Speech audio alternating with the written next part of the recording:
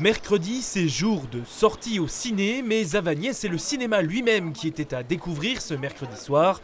Y était projeté en avant-première le film Y a plus de réseau du réalisateur Édouard Pluvieux avec entre autres Gérard Jugnot. Après la dernière séance il y a 2 ans, place donc à une nouvelle séquence, avec chez certains un peu de nostalgie tout de même. Bien sûr que ça va être super bien, ce sera plus confort et tout, mais bon voilà, c'est sympa les anciennes salles quand même, oui. J'habite en Guyane française. Je suis contente de retrouver un cinéma, le cinéma de mon enfance. Il a un petit peu changé quand même. Ah ben, j'imagine, je vais voir ça. C'est sûr qu'il avait besoin de rénover, c'était l'occasion. Il en avait besoin. Bah oui, bien sûr. Les sièges, ils étaient en mauvais état, ils n'étaient pas très confortables. L'ancien cinéma datait des années 30, il était devenu difficile de l'exploiter, les conditions de sécurité n'étant plus remplies dans un bâtiment largement dégradé et vétuste.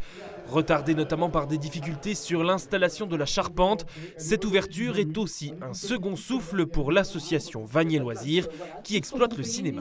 Donc déjà, on aura beaucoup plus de séances qu'avant parce que là, on va passer à des séances quasiment tous les jours sauf le mardi. Qui dit plus de séances, dit plus de choix pour les spectateurs. Surtout qu'il ne faut pas oublier que maintenant, on a quand même la concurrence à Remiremont du multiplex. On va proposer du cinéma réessai. Ça, c'est vraiment la base du cinéma à l'entracte. Et ensuite, on veut un cinéma éclectique, donc c'est-à-dire qu'il faut qu'on plaise à toutes sortes de publics, de plus jeunes, les ados, un public qui est de plus en plus difficile d'avoir en salle, donc il y a un vrai travail à faire là-dessus. Donc on est sur un projet à 2 millions, on a réussi à récolter presque 80% de subventions. On tient le pari parce que la culture pour la Comcom des Hauts-de-Vosges est centrale, et si on veut garder notre population, il faut de la culture.